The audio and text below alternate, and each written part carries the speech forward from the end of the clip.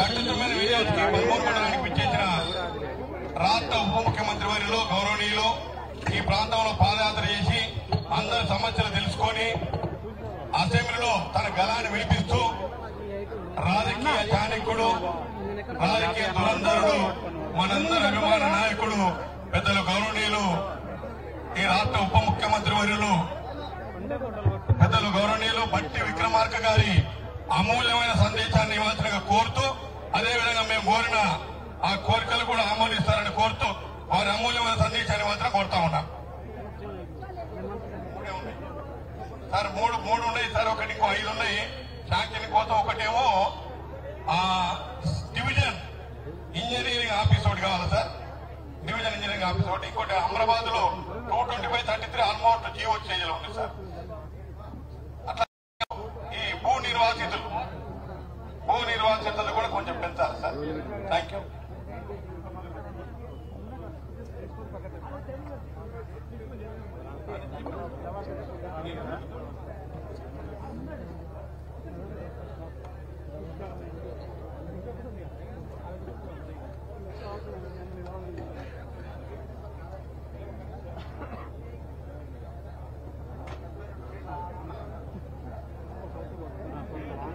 సభాధ్యక్షులు,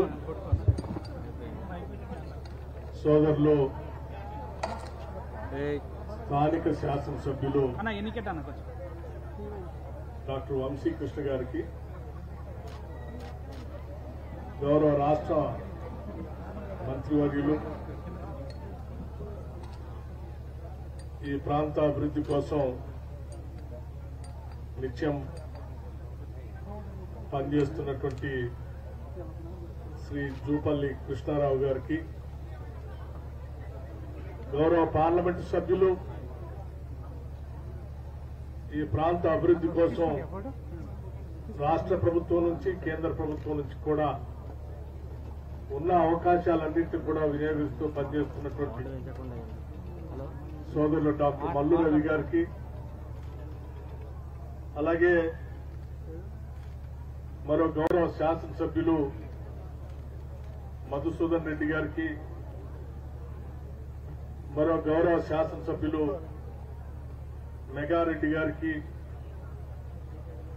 మాజీ ఉమ్మడి మహబూబ్నగర్ జిల్లా అధ్యక్షులు,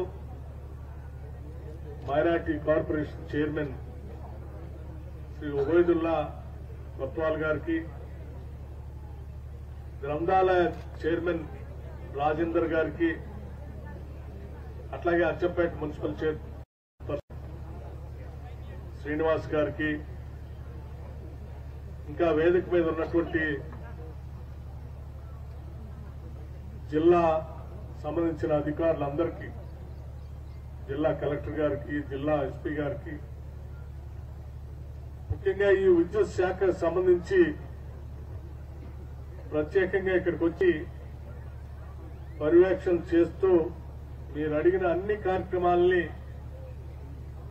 ఈరోజు మీ అందరికీ అందించడం కోసం పర్యవేక్షణ చేస్తున్నటువంటి మా ట్రాన్స్కో సిఎండి కృష్ణభాస్కర్ గారికి, అట్లాగే మా ఎస్పీడీసీఎల్ సిఎండి ముషరఫ్ గారికి, ఇంకా ఇతర ఉన్నతాధికారులకి, కార్యక్రమానికి ఇక్కడ విచ్చేసినటువంటి వివిధ రాజకీయ పార్టీల నాయకులకి, పాత్రికేయ మిత్రులకి అందరికి కూడా ముందుగా నా హృదయపూర్వకమైనటువంటి నమస్కారం. చాలా రోజుల నుంచి వంశీకృష్ణ గారు, అట్లాగే డాక్టర్ మల్లు రవి గారు అచ్చంపేట శాసనసభ నియోజకవర్గంలో ఉన్నటువంటి చాలా గ్రామాలకి గృహ అవసరాలకు సంబంధించి లో వోల్టేజ్ సమస్య అక్కడక్కడ వస్తా ఉంది.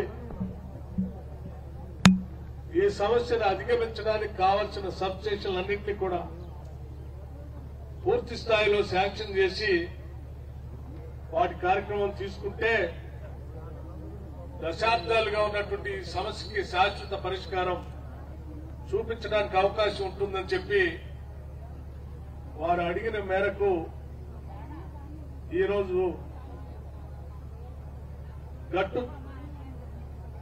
తుమ్మెన్ దగ్గర, బాకారాం దగ్గర, కంసాయిపల్లి దగ్గర, సింగారం దగ్గర, ఊల్పూర్ దగ్గర ఈ సబ్ స్టేషన్లన్నింటినీ కూడా పోల్కపల్లి వీటన్నిటి దగ్గర దాదాపు 12 కోట్ల రూపాయలతో సబ్ స్టేషన్లు ఈరోజు ప్రత్యేకంగా శాంక్షన్ చేసుకుని ముందుకు వెళ్తా ఉన్నాం. ఇవి కాకుండా 132 kV అది పోల్కంపల్లి దగ్గర 25 కోట్ల రూపాయలతో ఇంకో పెద్ద సబ్ స్టేషన్ ఏర్పాటు చేసుకున్నాడు. అంటే అక్కడి నుంచి ఇటువంటి 11 kV 33 11 kV సబ్ స్టేషన్స్ కి విద్యుత్ సరఫరా చేయడం కోసం పనికొచ్చే ఒక పెద్ద సబ్ స్టేషన్ అక్కడ కూడా చేసుకుంటున్నాం.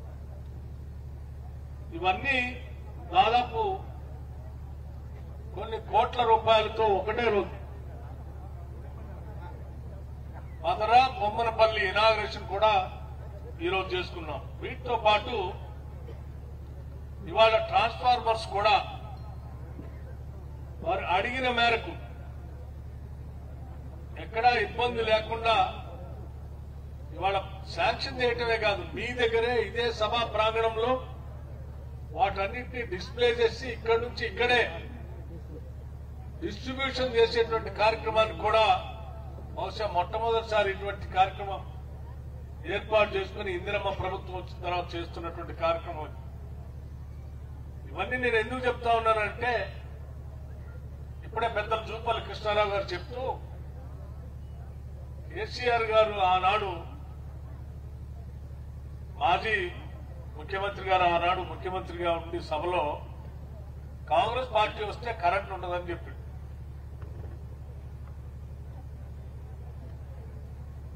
బట్ కాంగ్రెస్ పార్టీ ఆ రోజు శాసనసభలో ప్రతిపక్ష నాయకుడిగా శాసనసభ పక్ష నాయకుడిగా ఆయనకు నేను ఒక ఛాలెంజ్ వేశాను. రాష్ట్రం ఏర్పడిన తర్వాత టీఆర్ఎస్ ప్రభుత్వం వచ్చిన తర్వాత కరెంటు ఉత్పత్తి చేసేటువంటి ప్రాజెక్టులు నువ్వేం పెట్టలేదు, కానీ కరెంటు నేను బాగా ఇస్తున్నా అని చెప్తున్నావు. నువ్వు పెట్టకుండా కరెంటు బాగా ఎట్లా ఇస్తా ఉన్నావు అంటే గత కాంగ్రెస్ ప్రభుత్వాలు పెట్టినటువంటి ప్రాజెక్టులు ఉత్పత్తి చేస్తా ఉంటే దాన్ని నువ్వు పంపిణీ చేస్తా ఉన్నావు. నువ్వు అనొచ్చు నేను భద్రాద్రి యాదాద్రి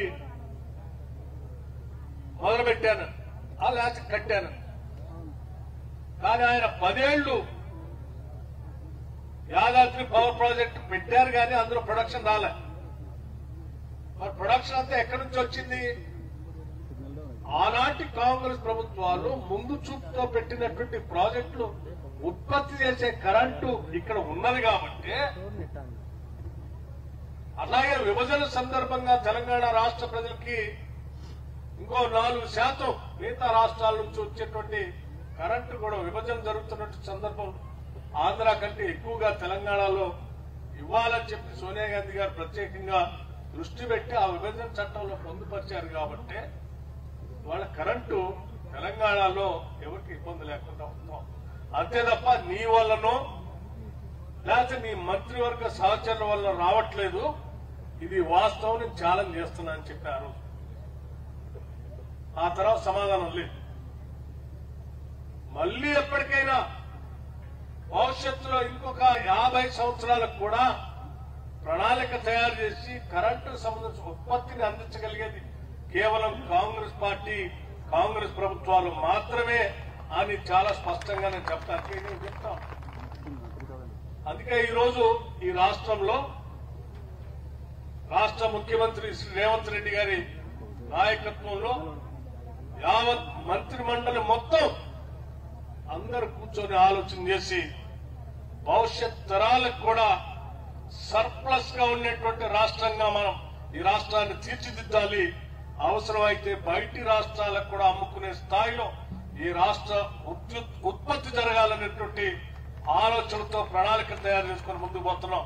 అందుకే ఈరోజు 2023లో ఈ రాష్ట్ర పీక్ డిమాండ్ 15,000 మెగావాట్లు ఉంటే ఇవాళ 17,162 మెగావాట్లు దాటితే కూడా డిమాండ్ ఒక్క నిమిషం కూడా కరెంట్ కట్ లేకుండా అంటే దాదాపు 2,000 మెగావాట్ల పైబడి పీక్ డిమాండ్ వస్తే కూడా కాంగ్రెస్ ప్రభుత్వం ఒక్క కరెంటు కట్ కూడా లేకుండా సంపూర్ణంగా కరెంటుని ఈ రాష్ట్రంలో ఇవ్వగలుగుతుందంటే అది కాంగ్రెస్ పార్టీ యొక్క పాలన, ఆ పాలన సంబంధించినటువంటి అనుభవం. ఇటువంటి పరిస్థితి భవిష్యత్తులో కూడా ఇంకా పెరగడానికి అవకాశం ఉంది ఈ రాష్ట్రంలో. ఎందుకు అవకాశం ఉందంటే ఈ రాష్ట్రంలో ఉత్పత్తి రంగాన్ని పెద్ద ఎత్తున పెంచడం కోసం ఈ రాష్ట్ర ప్రభుత్వం ప్రణాళిక తయారు చేస్తాం. హైదరాబాద్ నగరం చుట్టూ ఔటర్ రింగ్ రోడ్ని త్రిపుల్ హైదరాబాద్ నగరంలో మూసీ నదికి సంబంధించిన రిజర్వేషన్, అలాగే ప్రతి జిల్లాల్లో ఒక ఉత్పత్తి రంగాన్ని పెంచుతూ భవిష్యత్తులో పెద్ద ఎత్తున ఈ రాష్ట్ర యొక్క ఆర్థిక పరిస్థితిని బాగుపరచడానికి కావాల్సిన ఉత్పత్తి రంగాన్ని బాగా పెంచాలనేటువంటి ఆలోచనతో ప్రణాళికలు తయారు చేసుకుని ముందుకు పోతా ఉన్నాం. కాబట్టి భవిష్యత్తులో అవసరమైనటువంటి విద్యుత్ రంగానికి సంబంధించి 2029-30 నాటికి 2050 నాటికి అంచనాలు వేసుకొని దానికి కావాల్సిన ఉత్పత్తి రంగాన్ని పెద్ద ఎత్తున ముందుకు తీసుకొని పోతా ఉన్నాం. 2029-30 నాటికి ఈ రాష్ట్రంలో ఉన్నటువంటి థర్మల్ పవరే కాకుండా రెన్యూవబుల్ ఎనర్జీతో, గాలితో, సూర్యుడితో, నీటితో ఉత్పత్తి అయ్యేటువంటి విద్యుత్తును కూడా మనం తయారు చేసుకోవాలని చెప్పి విండ్ పవర్ ని, సోలార్ పవర్ ని, అట్లాగే ఫ్లోటింగ్ సోలార్ ని, పంప్ స్టోరేజ్ ని, రకరకాల సంబంధించిన విద్యుత్ ఉత్పత్తిని దాదాపు 20,000 మెగావాట్లని 2029-30 నాటికల్లా తయారు చేయాలనేటువంటి ఆలోచనతో ఒక ప్రణాళికాబద్ధంగా మనం ముందుకు పోతా ఉన్నాం. అంటే పొల్యూషన్ లేనటువంటి విద్యుత్తును కూడా మనం ఈ రాష్ట్రానికి అందించడమే కాదు, ఆ అందించడం ద్వారా ఇక్కడ ఉత్పత్తి జరిగేటువంటి వస్తువులకి ప్రపంచవ్యాప్తంగా డిమాండ్ ఉండేటట్టుగా కూడా చేస్తా ఉన్నాం. ఇది విద్యుత్ రంగానికి సంబంధించినటువంటి అంశం. అలాగే ఈ రాష్ట్రంలో ఉన్నటువంటి ఇందాకే స్థానిక పార్లమెంట్ సభ్యులు మల్లు రవి గారు చెప్పారు, ఒక గ్రామం పోతే 95% ప్రజలు 200 యూనిట్ లోపల కరెంటు ఉచితాన్ని ఈ రోజు అందుకుంటున్నారు. ఎవరు బిల్లు కట్టుకున్న వాళ్ళు ఉచిత జీరో బిల్లు ఇస్తున్నారు. ఇది రాష్ట్ర వ్యాప్తంగా 200 యూనిట్ల వరకు కరెంటు వాడుకుంటున్నటువంటి కుటుంబాలందరికీ, దాదాపు 50 లక్షల కుటుంబాలకి ఈ రాష్ట్రంలో 50 లక్షల కుటుంబాలకి ఈ రాష్ట్రంలో 200 యూనిట్ల ఉచిత కరెంట్ ని అందించగలుగుతా ఉన్నాం. మరి ధనిక రాష్ట్రం, బాగా ఆదాయం ఉన్న రాష్ట్రం, ఆ రోజు మీలాగా అప్పులు వేసి మా గొప్ప చెప్పకుండా ఒక ధనిక రాష్ట్రాన్ని మీకు గొప్ప చెప్తే మరి రాష్ట్రంలో ఉన్నటువంటి పేదవాళ్ల కోసం 200 యూనిట్లు వాడుకోవటానికి ఉచితంగా ఆనాడు కరెంటు ఎందుకు ఇవ్వలేకపోయారు? మీరు ఎందుకు ఆలోచన చేయలేదని నేను అడుగుతా ఉన్నాను. వారు ఇవాళ మాకు ఆర్థిక భారం ఉన్నప్పటికి కూడా ప్రజలకి మనం న్యాయం చేయాలి, పేదవాళ్ళకి ఖర్చు భారం తగ్గించాలనేటువంటి ఆలోచనతో 200 యూనిట్ వరకు ఉచిత కరెంటు ఇస్తా ఉన్నాం. అలాగే ఈ రాష్ట్రంలో ఉన్నటువంటి దాదాపు 29 లక్షల పంప్ సెట్లన్నిటికి కూడా 29 లక్షల పంప్ సెట్లకి, అగ్రికల్చర్ వ్యవసాయానికి సంబంధించిన పంప్ సెట్లన్నిటికి కూడా ఈరోజు ఉచితంగా ఇచ్చేటువంటి కరెంటు సంబంధించినటువంటి డబ్బుని రైతుల పక్షాన ఈ ప్రభుత్వం ప్రతి నెల డిస్కమ్ కి డబ్బులు కడుతూ సంవత్సరానికి 12,500 కోట్ల రూపాయల రైతుల పక్షాన కరెంటు శాఖకి డబ్బులు కడతా ఉన్నాం. ఇది రాష్ట్ర ప్రభుత్వం రైతుల పక్షాన నిబద్ధత చేస్తున్నటువంటి పని. అలాగే ఈ రాష్ట్ర ప్రభుత్వం ఇంకొక ఆలోచన కూడా చేసింది. జనాభాలో సగభాగం ఉన్నటువంటి మహిళలందరూ కూడా పెద్ద ఎత్తున అభివృద్ధి చేయాలని, వారి అభివృద్ధే ఈ రాష్ట్ర అభివృద్ధి అని ఆలోచన చేసింది. అందుకే రాష్ట్రంలో ఉన్నటువంటి మహిళలందరి కోసం సంవత్సరానికి కనీసం 20,000 కోట్ల రూపాయలు వడ్డీ లేని రుణాల్ని మీకు అందించాలని 5 సంవత్సరాల్లో 1,00,000 కోట్ల రూపాయల్ని మహిళలకి వడ్డీ లేని రుణాల్ని అందించాలని లక్ష్యంతో మనం ముందుకు పోతా ఉన్నాం. ఈ సంవత్సరానికి ఇప్పటికే రాష్ట్ర వ్యాప్తంగా 21,000 కోట్ల రూపాయలు వడ్డీ లేని రుణాలను అందించాం. ఈ సంవత్సరం కూడా 20,000 కోట్ల టార్గెట్ దాటుతాం. ఎందుకు మహిళలకు ఇస్తా ఉన్నారని చాలా మంది మరి ఇదే ముఖ్యమంత్రి గారు ఆనాడు తెలంగాణ కోసం పుట్టామని చెప్పారు కదా. మరి ఈ 10 ఏళ్లు డ్వాక్రా సంఘాలకు సంబంధించిన మహిళలకి వడ్డీ లేని రుణాలు ఎందుకు ఇవ్వలేదని నేను అడుగుతా ఉన్నా. ఈ రాష్ట్రంలో ఉన్నటువంటి మహిళలందరూ ఈ రాష్ట్రంలో భాగస్వాములు కాదా? వాళ్ళు ఆర్థికంగా నిలదొక్కుని ఎదిగి ఆ కుటుంబాన్ని పోషించి ఉన్నతంగా ఎదిగితే సంతోషపడాలని కోరుకోవాలి కదా. అది కదా నాయకుడి లక్షణం. పాలకుడిగా ఏ ఒక్క రోజైనా ఈ రాష్ట్రంలో ఉన్నటువంటి మహిళలు ఎదగాలని ఆలోచన చేశావా? లేదే. మరి ఈ రోజు రేవంత్ రెడ్డి గారి నాయకత్వంలో ఇందిరమ్మ ప్రభుత్వం, కాంగ్రెస్ ప్రభుత్వం మహిళల కోసం 5 సంవత్సరాల్లో 1,00,000 కోట్లు ఇవ్వాలని ఆలోచన చేసి ముందుకు పోతా ఉంటే ఎందుకు నీకు అంత బాధ అవుతా ఉందని నేను అడుగుతా ఉన్నాను. మహిళలు బాధపడితే నీకు దుఃఖం వస్తుందా? ఆనందపడితే ఎదిగితే నీకు దుఃఖం వస్తుందా? అలాగే రాష్ట్రంలో ఉన్నటువంటి నిరుద్యోగ యువతి యువకులు రాష్ట్రం తెచ్చుకున్నదే ఉద్యోగాల కోసం. రాష్ట్రం వస్తే నాకు గౌరవం వస్తుంది, ఉద్యోగం వస్తుంది, నా కుటుంబాన్ని బతికించుకోవచ్చు అని ఆశపడితే ఏం చేశావు? 10 ఏళ్లు ఒక గ్రూప్ 1 పరీక్షను కూడా నిర్వహించకుండా వదిలిపెట్టావు, గాలికి వదిలేశావు. వచ్చి రాగానే సంవత్సర కాలంలోనే 56,000 ఉద్యోగాలు, 56,000 మంది ఉద్యోగాలు ఇచ్చామే. నియామక పత్రాలు కూడా ఇచ్చామే. ఇంకొక 30,000 మందికి ఉద్యోగాలు ప్రాసెస్ లో ఉన్నాయే. కేవలం ఒక సంవత్సర కాలంలో 1,00,000 ఉద్యోగాల దాకా ఇచ్చే కార్యక్రమంలో ఈరోజు మేము ముందుకు పోతున్నామే. మరి రాష్ట్రం తెచ్చుకున్నదే ఉద్యోగాల కోసం కదా. 10 ఏళ్లు నువ్వు ఎందుకు చేయలేకపోయావని నేను అడుగుతా ఉన్నా.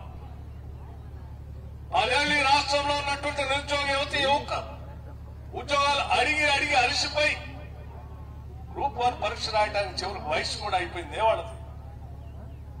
ఇవాళ మేము రాగానే వాళ్ళ గురించి ఆలోచన చేశాం. ప్రభుత్వ ఉద్యోగాలు ఒకటే కాదు, ఒకవేళ ప్రభుత్వ ఉద్యోగాల్లో వాళ్ళు ఉత్తీర్ణులు కాక అర్హత ఉంటే ఏదైనా ఉద్యోగం పొందాలని ఆలోచన చేద్దాం అనుకుంటే వాళ్ళకి కనీసం సెల్ఫ్ ఎంప్లాయ్మెంట్ ద్వారానైనా ఒక ఉపాధి కల్పించాలనేటువంటి ఆలోచనతో ఇవాళ 9,000 కోట్ల రూపాయలతో రాజీవ్ యువ వికాస్ వారు పెట్టి ఈరోజు రాష్ట్ర వ్యాప్తంగా నిరుద్యోగ యువతి యువకుల కోసం ఆలోచన చేసి ముందుకు పోతున్నాం కదా. రాష్ట్రంలో ఉన్నటువంటి నిరుద్యోగ యువతి యువకులకి అటు ఉద్యోగాలు వస్తున్నా వీళ్ళు సెల్ఫ్ ఎంప్లాయ్మెంట్ తో వాళ్ళ కాళ్ళ మీద వాళ్ళు బతకడానికి ప్రయత్నం చేస్తా ఉంటే ఆనందపడాలి కానీ దుఃఖం ఎందుకు వస్తుంది కేసీఆర్ గారు అని నేను అడుగుతా ఉన్నా. ఈరోజు రాష్ట్రంలో ఉన్నటువంటి రైతాంగ సోదరులు వాళ్ళు పండించినటువంటి పంటకు సంబంధించి మద్దతు ధర ఇస్తూనే ధాన్యానికి వరి ధాన్యం సన్నాలు పండిస్తే క్వింటాకి 500 రూపాయలు అదనంగా బోనస్ ఇచ్చి కొంటా ఉన్నామే. ఎప్పుడైనా మీరు ఆలోచన చేశారా రైతులకి బోనస్ ఇద్దామని? లేదే. రుణమాఫీకి సంబంధించి 10 సంవత్సరాలు మీరు పాలన చేశారు.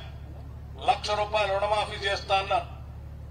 10 సంవత్సరాలు కూడా ఒకటేసారి 1,00,000 రూపాయలు రుణమాఫీ చేయలే. మీరు దశల వారీగా 25,000 చేసుకుంటూ పోతే మీరు రుణమాఫీ చేసింది వడ్డీకి మాత్రమే సరిపోయింది.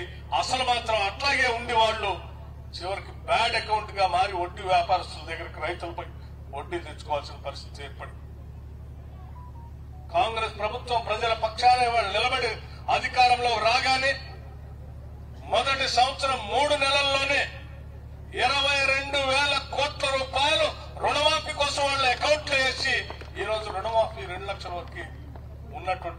చేశామే. రైతు భరోసా మీరు 10,000 ఇస్తే కాదు మేము ఇంకొక 2,000 కల్పిస్తామని చెప్పి రైతు భరోసా సంబంధించి ఎకరానికి 12,000 రూపాయల లెక్క సంవత్సరానికి వేసేటువంటి కార్యక్రమాన్ని తీసుకొని ముందుకు పోతా ఉన్నామే. చివరికి భూమి లేని నిరుపేద ప్రజలు, కేవలం రైతులు ఒక్కటే కాదు, భూమి లేని నిరుపేద ప్రజలుంటే వాళ్ళని కూడా ఆదుకోవాలి ప్రభుత్వం బాధ్యత అని చెప్పి ఆ కుటుంబాలకు కూడా సంవత్సరానికి కుటుంబానికి 12,000 రూపాయలు వాళ్ళ అకౌంట్ లో వేసేటువంటి ఇందిరమ్మ ఆత్మీయ భరోసాను పెట్టి ముందుకెళ్తున్నామే. ఏం పేదవాళ్ళకి రైతులకి భూమి లేనటువంటి వాళ్ళకి సాయం చేస్తే సంవత్సర కాలం ఫామ్ హౌస్ లో పడుకొని బయటకు వచ్చి కన్నీరు పెడతా ఉన్నావు. ఇది ఎక్కడ న్యాయం కేసీఆర్ అని నేను అడుగుతా ఉన్నా. ఈ రకంగా చెప్పుకుంటూ పోతే అనేకం ఈ రాష్ట్ర ప్రభుత్వం అధికారంలోకి వచ్చిన దగ్గర నుంచి ప్రతిదీ ఒక పథకం ప్రకారం ప్రజలకు ఏ రకంగా మనం 4 రూపాయలు చేర్చాలి, ప్రజలకు ఏ రకంగా వాళ్ళు ఆర్థికంగా నిలదొక్కునేటటువంటి కార్యక్రమాలు చేయాలని ఆలోచన చేస్తున్నామే. అందులో భాగంగానే కదా నిన్న అచ్చంపేట శాసనసభ నియోజకవర్గంలో నల్లమల డిక్లరేషన్ 12,600 కోట్ల రూపాయలతో 12,600 కోట్ల రూపాయలతో నల్లమల డిక్లరేషన్. బహుశా నవ్వుతున్న భవిష్యత్ దేశ చరిత్రలో కూడా ఎవరు ఆలోచన చేయలే. భూమి లేని పాపం నిరుపేద గిరిజన కుటుంబాలు వాళ్ళు ఇబ్బంది పడుతున్నారని ఆనాటి కాంగ్రెస్ ప్రభుత్వం ఆలోచన చేసి సోనియా గాంధీ గారు ఫారెస్ట్ రైట్స్ యాక్ట్ ఇవ్వాలని, ఆ యాక్ట్ తో వాళ్ళ భూమిపైన హక్కులు కల్పించాలని, తద్వారా వాళ్ళు కూడా ఆత్మగౌరవంతో మన దేశ బిడ్డలు లాగానే ఆత్మగౌరవంతో బతకాలని ఆలోచన చేసి పట్టాలు ఇస్తే, అని ఈ రాష్ట్రమే సామాజిక తెలంగాణ కావాలని కోరుకుని ఉద్యమం చేసి రాష్ట్రం తెచ్చుకున్నాం. అటువంటి సామాజిక తెలంగాణ రాష్ట్రంలో 10 సంవత్సరాలు గిరిజన కుటుంబాల గురించి ఒక్కరోజైనా ఆలోచన చేసావా? నువ్వు ఇచ్చినటువంటి పట్టా ఇచ్చినటువంటి భూముల్ని సాగు చేసుకోనీయకుండా, ఆడవాళ్లను కూడా చూడకుండా చెట్టు కట్టేసి కొట్టేశారే గిరిజన కుటుంబాలని. మీరా ఈరోజు రాష్ట్ర కాంగ్రెస్ ప్రభుత్వం గురించి మాట్లాడుతూ ఉంటే నాకు నవ్వు వస్తా ఉంది. మేము ఆలోచన చేశాం, రాగానే ఇందిరా గిరిజల వికాసం, ఇందిరా సవర గిరిజల వికాసం అని ఒక పెద్ద కార్యక్రమాన్ని తీసుకొని 6,70,000 ఎకరాలకి ఆనాటి కాంగ్రెస్ ప్రభుత్వం పంపిణీ చేసినటువంటి ROFR పట్టా ప్రకారం పంపిణీ చేసిన 6,70,000 ఎకరాలు మొత్తానికి కూడా సోలార్ పవర్ ఇవ్వటమే కాదు, వాళ్ళకి కావలసిన విధంగా స్ప్రింక్లర్స్ ఇస్తాం, వాళ్ళకి కావలసిన డ్రిప్ ఇరిగేషన్ ఇస్తాం, వాళ్ళ భూమి సాగు చేసుకోవడానికి నిధులు ఇస్తాం, వాళ్ళ భూమిలో చెట్లు వేసుకోవడానికి కావచ్చు హార్టికల్చర్ మొక్కలు, అది కూడా ఆవకాడో లాంటి, పామాయిల్ లాంటి, బ్యాంబూ ప్లాంటేషన్ లాంటి, మ్యాంగో ప్లాంటేషన్ లాంటి, లేకపోతే నిమ్మకాయలు లాంటి అనేక ప్లాంటేషన్లు ఉచితంగా హార్టికల్చర్ ద్వారా వారికి ఇప్పించి పెద్ద ఎత్తున వాళ్ళకి సాగు చేసుకునేటువంటి అవకాశం కల్పించడమే కాదు, చివరికి అడవిని కూడా సంరక్షించే బాధ్యతని, ఏపుగా పెరిగే చెట్లని వాళ్ళకి ఇచ్చే కార్యక్రమాలు ఇచ్చి ముందుకు తీసుకుపో అడవిని రక్షిస్తా ఉన్నాం. అడవిలో ఉన్న బిడ్డలు ఆత్మగౌరవంతో బతకడానికి కావాల్సినటువంటి పథకాన్ని తీసుకొచ్చి వాళ్ళకి కావాల్సిన నిధులు ఇస్తా ఉన్నాం. 2 రకాలుగా ఆలోచన చేసి రాష్ట్ర ప్రయోజనం కాపాడుకుంటుంది, గిరిజనుల ఆత్మగౌరవంతో బతకడానికి కావాల్సిన ఏర్పాట్లు కూడా చేసుకుంటూ పోతా ఉన్నాం. అలాగే ఈ రాష్ట్రంలో ఉన్నటువంటి ఉద్యోగ మిత్రులు అందరికీ ఒక మాట చెప్పాం, 10 ఏళ్లు మీరు పెండింగ్ పెట్టిపోయినటువంటి బకాయిలుంటే ఆ బకాయిలన్నింటినీ ఒకటేసారి క్లియర్ చేయటం సాధ్యం కాదు, కానీ వాటన్నింటినీ ఏదో రకంగా పూర్తి స్థాయిలో మీ బకాయిలన్నీ తీరుస్తాం అని చెప్పి దాదాపు 10,000 కోట్ల రూపాయల వాళ్ళ బకాయిలుంటే 8,000 కోట్ల రూపాయల బకాయిలు తీర్చాం. ఇంకా కొద్దిగా పేర్కొని పోతా ఉంటే వాళ్ళకి చెప్పాం, తప్పనిసరిగా చేస్తాం అవి కూడా. ఎందుకంటే ఈ రాష్ట్ర ప్రభుత్వానికి కొన్ని సామాజిక బాధ్యతలు ఉన్నాయి. చేయూత పేరు మీద ప్రతి సంవత్సరం 11,496 కోట్ల రూపాయలు పేదవాళ్ళకి ఇచ్చే పెన్షన్స్ కి మేము డబ్బులు ఇస్తా ఉన్నాం. మహాలక్ష్మి మహిళలు ఆర్టీసీ బస్సులో ఒక ధర నుంచి ఈ రాష్ట్రంలో ఎక్కడి నుంచి ఎక్కడ తిరిగినా కావలసిన ఉచితంగా పథకం పెట్టాం. దానికి 3,600 కోట్ల రూపాయలు ప్రతి సంవత్సరం కడతా ఉన్నాం. ప్రతి నెల కడతా ఉన్నాం. గృహజ్యోతి 200 యూనిట్లకి 2,400 కోట్ల రూపాయలు కావాలి, అవి కడతా ఉన్నాం. పవర్ సబ్సిడీ కడతా ఉన్నాం. రైస్ సబ్సిడీకి 3,000 కోట్ల రూపాయలు కావాలి, అవి కడతా ఉన్నాం. ఇందిరమ్మ హౌసెస్ మనందరికీ వేసిందే పాదయాత్ర సందర్భంగా. ఏ ఊరు పోయినా అడిగింది ఒకటే, అయ్యా మాకు ఇల్లు కావాలి, ఇల్లు లేదని. 10 ఏళ్లు ఆనాడు ఇందిరమ్మ ఇల్లు ఇస్తే దాన్ని అవగాహన చేస్తుంది. ఒక గదిలో ఆడబడుకుంటారు, వాళ్ళు వస్తే ఆడబడుకుంటారు, ఇల్లు ఆడొస్తే పడుకుంటారు. ఎవరైనా కట్టేస్తాడు, బర్రెని కట్టేస్తాడని మాయమాటలు చెప్పి పాపం వాళ్ళతో ఓట్లు వేయించుకుంటే 10 ఏళ్లు మాత్రం వాళ్ళకి ఇల్లు కట్టకపోతే చూసాం. ప్రత్యక్షంగా చూసిన తర్వాత ఒకటే నిర్ణయం చేశాం. మా ప్రభుత్వం ఒకటే ఆలోచన చేసింది, ఎంత భారమైనా సరే ఇందిరమ్మ ఇళ్లు కట్టించాల్సిందే. ఇల్లు లేనటువంటి కుటుంబం ఈ రాష్ట్రంలో ఉండటానికి వీల్లేదు. ప్రతి కుటుంబం ఈ 5 ఏళ్లలో పూర్తి చేయాల్సిందే. మనం ఆలోచన చేసి మొదటి సంవత్సరమే ప్రతి ఇంటికి ఒక్కొక్క ఇందిరమ్మ ఇంటికి 5 లక్షల రూపాయలు తగ్గకుండా ఇచ్చేటువంటి కార్యక్రమాన్ని చేపట్టాం. ప్రతి శాసనసభ నియోజకవర్గంలో 3,500 ఇళ్లని ఇచ్చే కార్యక్రమం చేపట్టాం. ఇది మామూలు విషయం కాదు కదా. ఒక సంవత్సర కాలంలో 4,50,000 ఇళ్లు కట్టించడం అని అంటే 10 ఏళ్లు కూడా నువ్వు 4 ఇళ్లు కూడా కట్టించలేకపోతే. ఇది పేదవాళ్ళ కోసం మేము ఆలోచన చేసే కార్యక్రమం. 10 ఏళ్లు పాపం ఈ బల్మూరు మండలంలో గాని లేకపోతే ఈ శాసనసభ నియోజకవర్గంలో ఉన్నటువంటి బిడ్డలు గాని చదువుకుంటున్నటువంటి పాఠశాల, రెసిడెన్షియల్ పాఠశాల, తల్లిదండ్రులు బిడ్డ బాగా చదువుకోవాలన్నా కళాశాలకి, రెసిడెన్షియల్ స్కూల్కో దేనికో పంపిస్తే 10 ఏళ్లండి పాప వాళ్ళు తినే తిండికి కానీ వాడుకునే సబ్బుకు కానీ నూనెకి కానీ రూపాయి పెంచలే. మిగతా శాఖల్లో మాత్రం పెరిగిన ధరలకు అనుగుణంగా పెంచుకుంటూ వచ్చారు. దీనికి మాత్రం పెంచదు.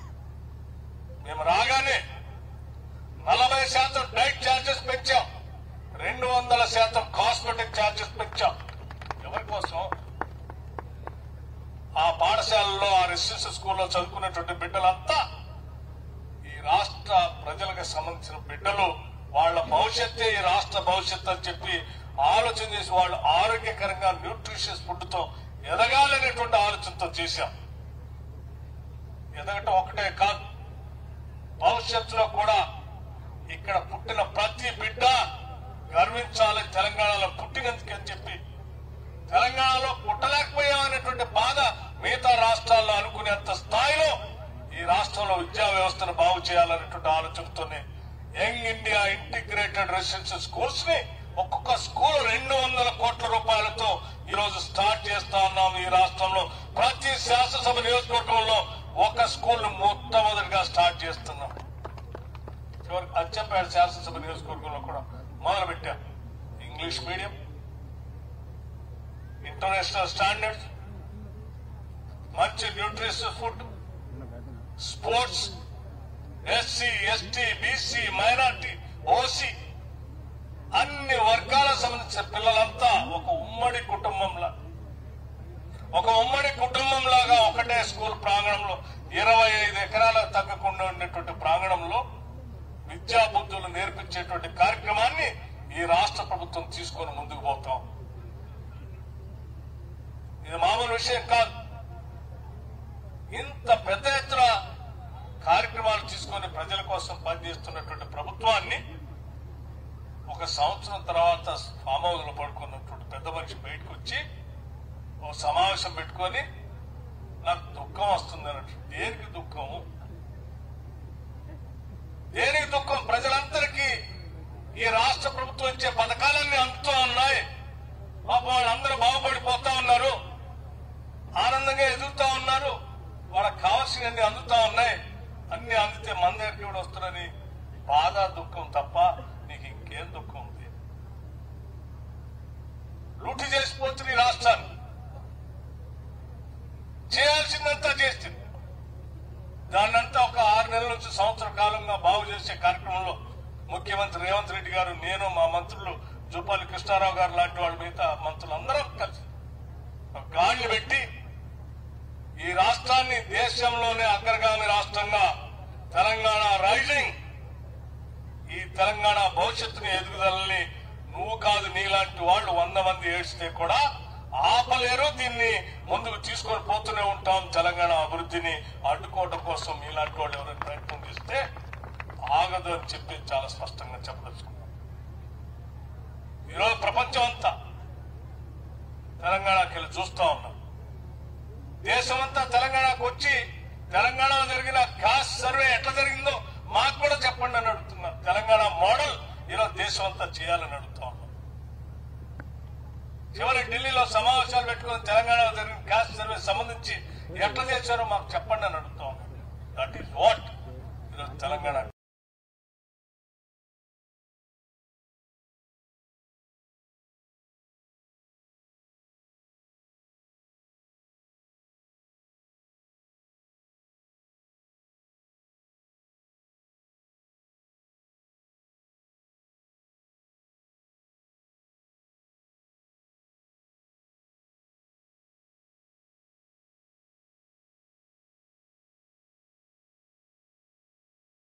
చేశాం.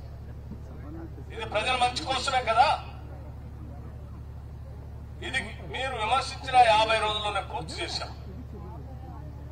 ఇది రేపొద్దున దేశానికి రోల్ మోడల్ గా కాబోతుంది. మేము తీసుకొచ్చే ప్రతి స్కీము, ఆ స్కీము సంబంధించిన లెక్కలతో సహా దాన్ని బేరీ చేసుకుని తీసుకుని వచ్చే కార్యక్రమం చేపట్టబోతాం.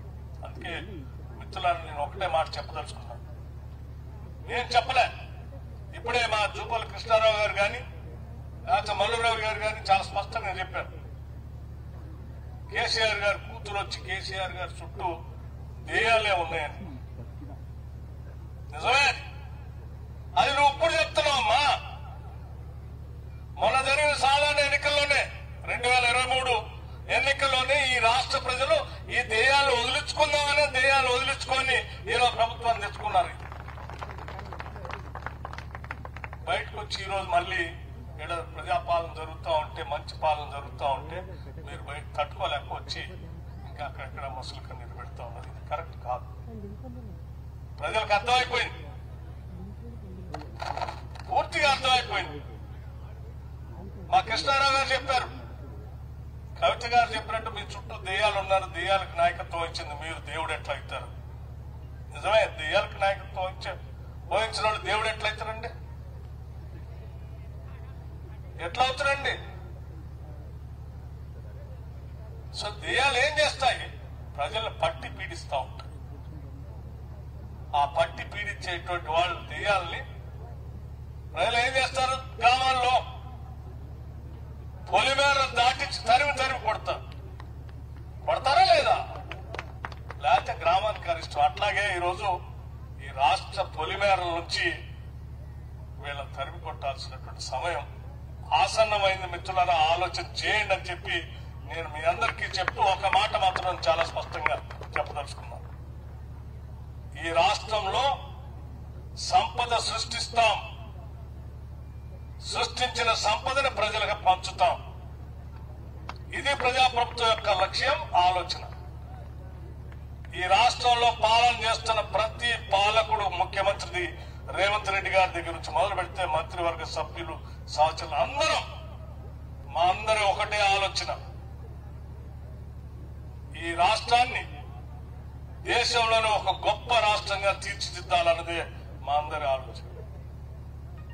ఈ రాష్ట్రాల్లో సంపద సృష్టించడమే కాదు, సృష్టించిన సంపద ప్రజలకు పంచడమే మనందరి లక్ష్యం. ఆ పంచే లక్ష్యం కూడా సమగ్రమైనటువంటి ప్రణాళికలతో ప్రజలకు ఇబ్బందులు లేకుండా ఆ కుటుంబాలు ఎదిగేటట్టుగా చేసేటువంటి ఒక లాంగ్ టర్మ్ ప్లాన్ తో ఈ రాష్ట్రానికి ప్రణాళిక తయారు చేస్తున్నాం.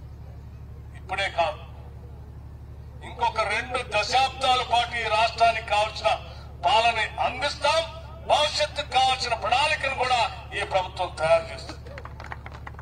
ఇది మా అందరి ముందున్నటువంటి లక్ష్యం.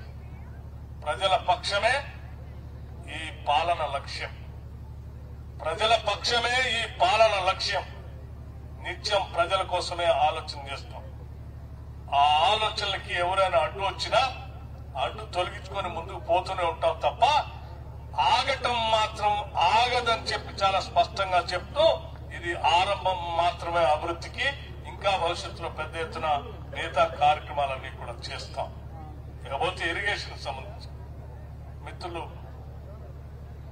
పాలమూరు జిల్లాకు సంబంధించి గతంలో మనం చాలా ప్రాజెక్టులు కట్టుకున్నాం. జూరాల ప్రాజెక్టు దగ్గర నుంచి మొదలు పెడితే ఇక్కడ కట్టిన ప్రతి ప్రాజెక్టు కాంగ్రెస్ పార్టీ కట్టింది.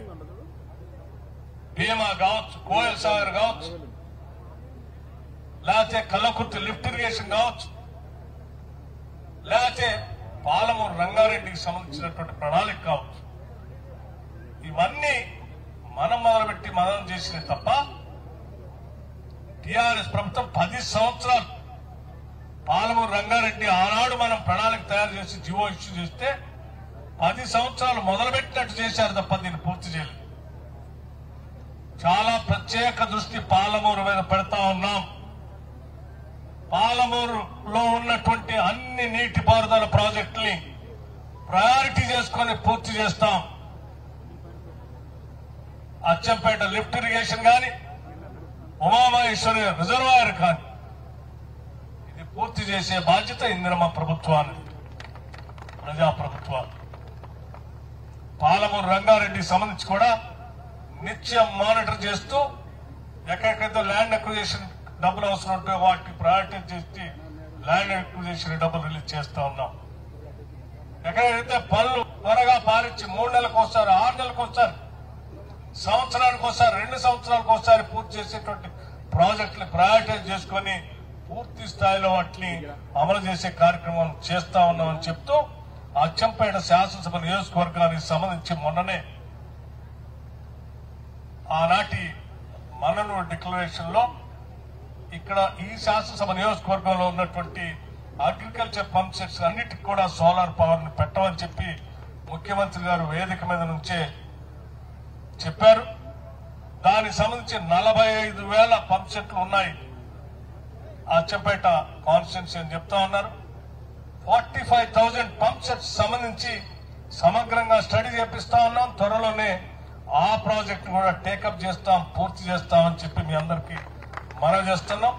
అచ్చంపేట శాసనసభ నియోజకవర్గానికి నాకు విడదీయరాయినటువంటి సంబంధం ఉంది. 1980 సోదరులు మల్లు అనంతరాములు గారు ఇక్కడ పోటీ చేసినప్పుడు నేను చదువుతున్నటువంటి విద్యార్థి, కొల్లాపూర్ నుంచి మొదలుపెట్టాను. నేనే గోడల మీద రాసేవాడిని, చేయి గుర్తు కూడా వేసేవాడిని. ఆ రోజు నుంచి నాకు తెలియని గ్రామం లేదు, చూడని ఊరు లేదు, పట్టణం లేదు. ఇక్కడ ఈ నియోజకవర్గం తెలియని నాయకుడు లేడు.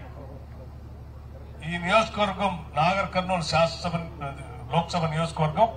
ఆ తర్వాత సోదరుడు డాక్టర్ మల్లు రవి గారు పోటీ చేసిన దగ్గర నుంచి కూడా నేను ఈ నియోజకవర్గంలో తిరిగాను.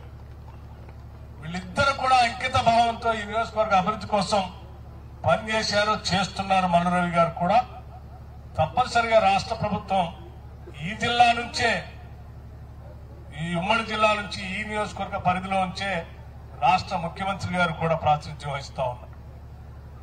తప్పనిసరిగా ఈ జిల్లా మీద ముఖ్యమంత్రి గారికి అభిమానం ఉంటుంది, నాకు కూడా ప్రత్యేకమైనటువంటి అభిమానం ఉంటుంది. ఇద్దరం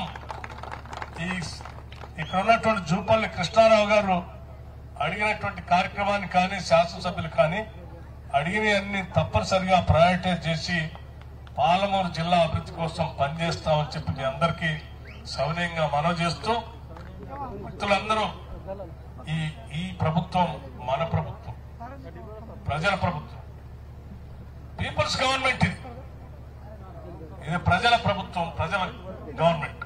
ఈ ప్రజా ప్రభుత్వాన్ని కళ్ళల్లో పెట్టుకుని కాపాడుకుంటూ 10 కాలాల పాటు నిలబెట్టుకోవాల్సిన బాధ్యత, ముందుకు తీసుకోవాల్సిన అవసరం మనందరిపైన ఉందని చెప్పి మీ అందరికీ తెలియజేస్తూ ముగిస్తా ఉన్నాను. నమస్కారం.